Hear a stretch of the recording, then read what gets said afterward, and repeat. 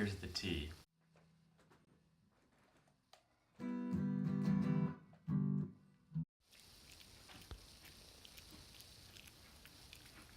So we've got Tennant, right?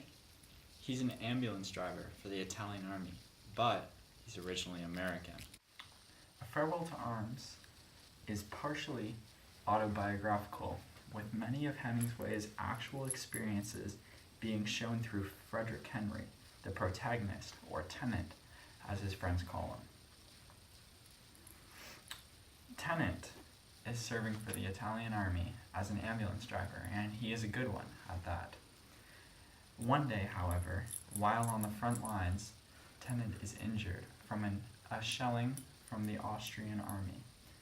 This forces Tennant to be hospitalized and eventually sent to Milan, where he can recover. Good boy. Reading A Farewell to Arms, the second quarter of the book is possibly the least conflict-driven part of the book. This is because during the second quarter of the book, Tennant is away from the front lines. But because of this, it enables Hemingway to employ a completely different kind of conflict. See, throughout the entire book, Tennant is at war, and this leaves a lot of uncertainty as of what's going to happen to him, his fate. However, during the second quarter of the book, Tennant is recovering, and he is certain that as soon as he is recovered, he will have to go back to the front lines. This is a dismal fate for Tennant, as the Austrian-Hungarian army has broke through on Italy, and he knows that he's going back to fight a losing battle. In the second quarter of A Farewell to Arms, Hemingway finds smaller conflicts to explore in order to show the reader that Tennant's life is overall much easier when he's far from the front. This could be foreshadowing for the fact that later in the book he will try and escape the Italian army to Switzerland. In the second part of A Farewell to Arms, the conflict is mostly between Catherine Barclay, the love interest, Tennant, and Miss Van Campen, with Catherine taking night shifts in order to spend more time with Tennant because Tennant is her patient and it's not allowed. So that's one of the big tensions.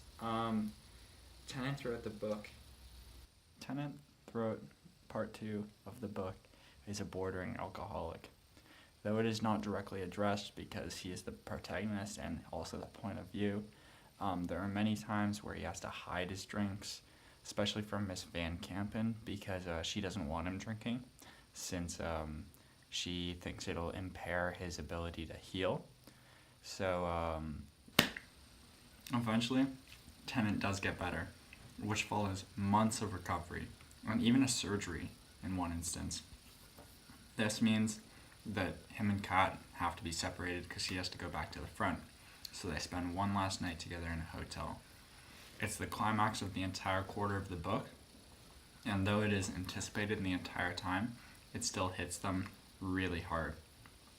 As an overall, the conflicts within Book 2 of A Farewell to Arms, they all lead up to this point, and it's unlike that of any of the other conflicts in the rest of the book, because all the other ones are kind of out of the blue, like you're not anticipating, but this one builds up the entire time, and it's internal, it's inevitable, whereas the war is external and unpredictable.